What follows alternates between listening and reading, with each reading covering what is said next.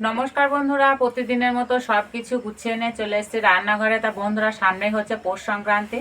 তো এই পৌষ সংক্রান্তি স্পেশাল আজকে আমি ছোলার ডালে পুলি পিঠে তৈরি করে দেখাবো। এই পিঠেটা বানানো যেমন সহজ, খেতে তেমনই মজা। তো আমি কি করে করব, প্রথম থেকে শেষ পর্যন্ত ভিডিওটি দেখবে, আশা করছি খুবই ভালো লাগবে। এখানে আমি পরিমাণ মতো ছোলার ডাল নিয়েছি, আর ছোলার ডালটাকে মোটামুটি 5 থেকে 6 ঘন্টা মতো ভিজে রেখেছিলাম। আর খুব সুন্দর ভিজে গেছে। আমি জল থেকে ছেঁকে একটা ছাঁকনিতে তুলে দিয়েছি, যাতে এক্সট্রা জলটা ঝরে যায়। এবার সিলে নিয়ে নেব। আর এখানে নিয়েছি আমি আদা, গোলমরিচ, লবঙ্গ, এলাচ। এই ছোলার ডালের সঙ্গে একসঙ্গে বেটে নেব।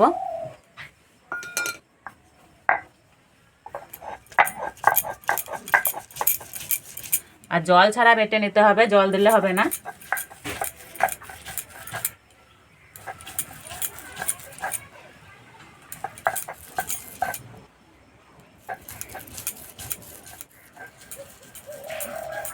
আর একদম মিহি করে বাটবো না, একটু গোটা গোটা ভাব থাকবে, সেই রকম ভাবে বেটে নিতে হবে।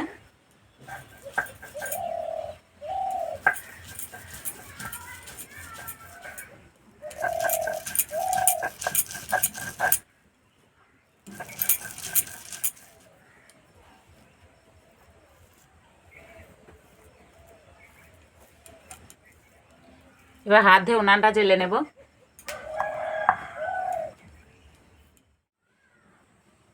উনান জ্বেলে উনানে কড়াই বসে দিয়েছি। কড়াই দেবো 1 চামচ ঘি।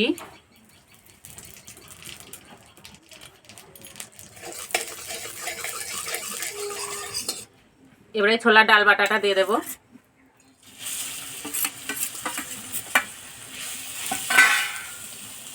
এবার দেবো খেজুরের পাটালি গুড়। আমি কয়েকটা কিশমিশকে খুব ছোট ছোট করে কেটে নিয়েছি, দিয়ে দেবো। আর দেবো 2 চামচ মতো গুঁড়ো দুধ।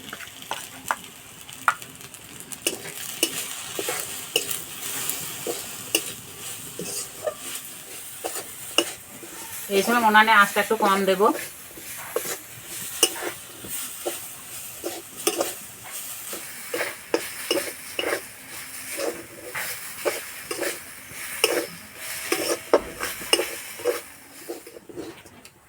পুরটা হয়ে গেছে, আর যা সুন্দর গন্ধ বেরিয়েছে। এবার নামিয়ে দেব। ভালো করে ঠান্ডা করে নেব। কড়াইটা পরিষ্কার করে নিয়েছি। এই কড়াইয়ে দেবো 1 বাটি সুজি।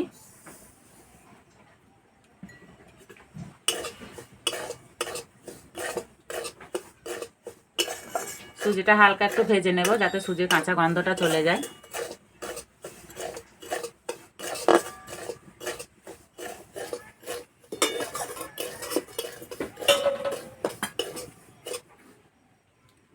সুজিটা ভাজা হয়ে গেছে। এই বাটি 2 বাটি দেবো গরুর দুধ।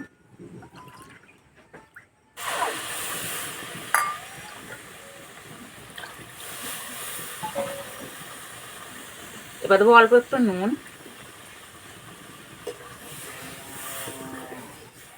সুজিটা শক্ত করে রান্না করে নেব।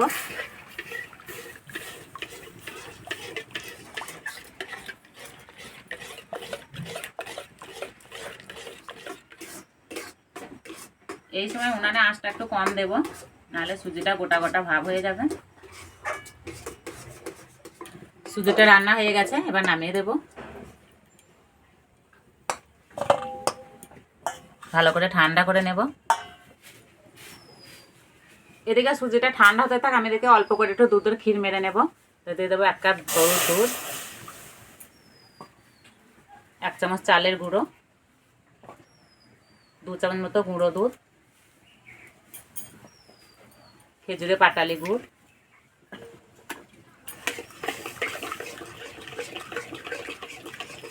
এইভাবে দুধের ক্ষীর মারলে একটু সময় লাগে না, খুব তাড়াতাড়ি হয়ে যায়।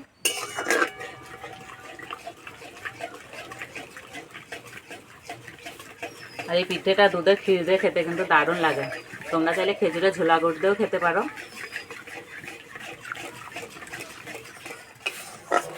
হয়ে গেছে, বেশি ঘন করলে হবে না, ঠিক এইরকম ভাবে করতে হবে।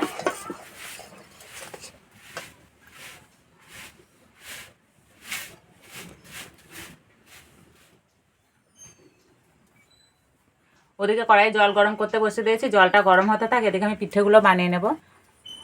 1 চামচ ঘি দেব। এবার ভালো করে মেখে নেব।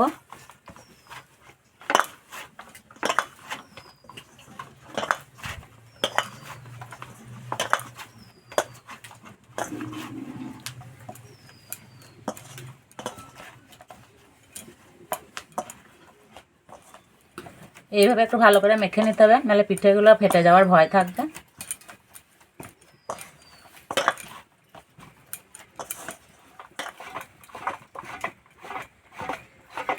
ভালো করে মেখে নিয়েছি। এবার এখান থেকে লেচি কেটে নেব,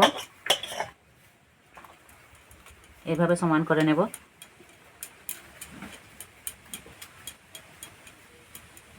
এইভাবে গর্ত করে নেব।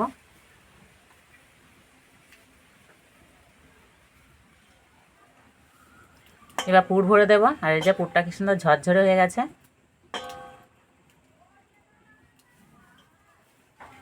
একটু বেশি করে দেবো, তাহলে খেতে বেশি ভালো লাগবে। এবার মুখটা ভালো করে বন্ধ করে দেব।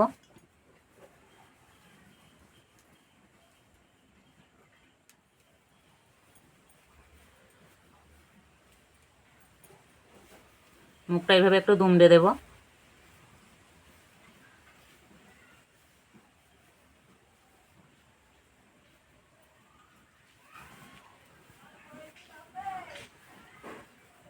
এই যে একটা হয়ে গেল।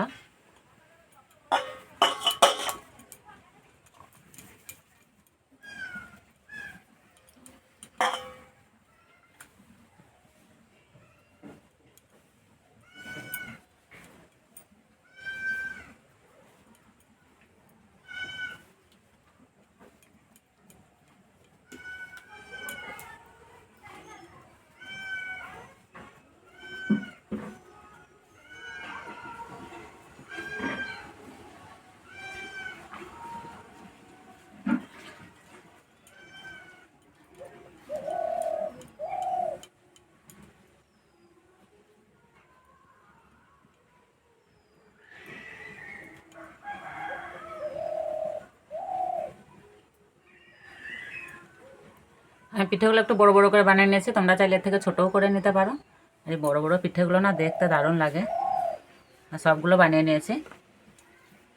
এদিকে জল খুব ভালোভাবে গরম হয়ে গেছে। আমি এখানে একটা ফুটো থালা নিয়েছি, থালাটায় ভালো করে ঘি মাখিয়ে নিয়েছি। এবার কড়াইয়ে দিয়ে দেবো। এবার পিঠেগুলো দিয়ে দেবো।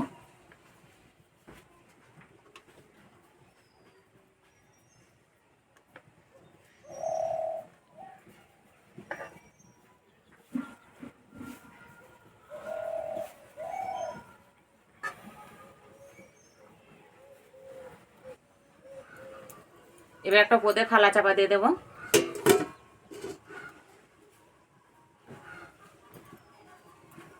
10 মিনিট মতো ভাপে সিদ্ধ করে নেব।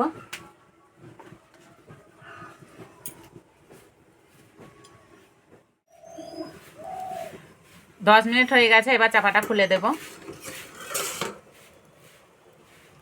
এই যে পিঠেগুলো কালার চেঞ্জ হয়ে গেছে, আর কি মোটা মোটা হয়েছে।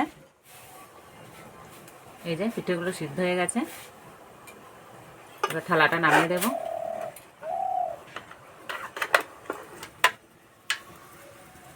ভালো করে ঠান্ডা করে নেব।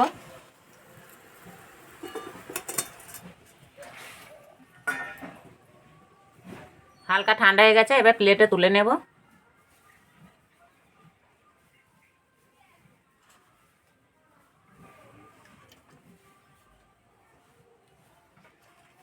আর বন্ধুরা দেখতে কত সুন্দর লাগছে, দেখেই খেতে ইচ্ছে করবে।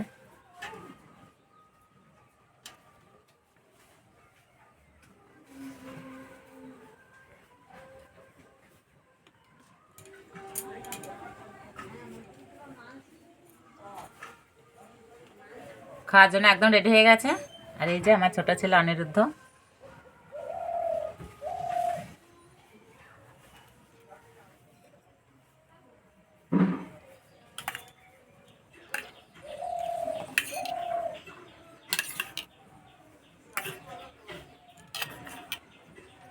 না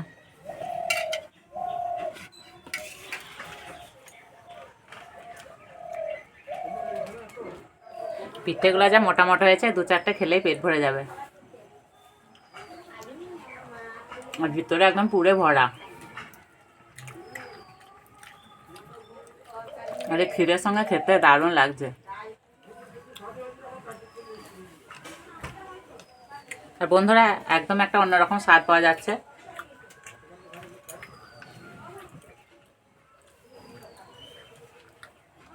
আর খেতে দারুণ লাগছে।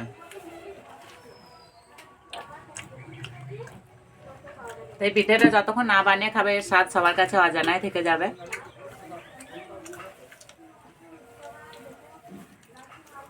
এইভাবে বানিয়ে আমাকে কমেন্টে জানাবে কেমন লেগেছে। তো আজকে এই পর্যন্ত, আবার অন্য কোনো ভিডিওতে দেখাবে। ততক্ষণ সব সুস্থ থাকবে, ভালো থাকবে, সাবধানে থাকবে।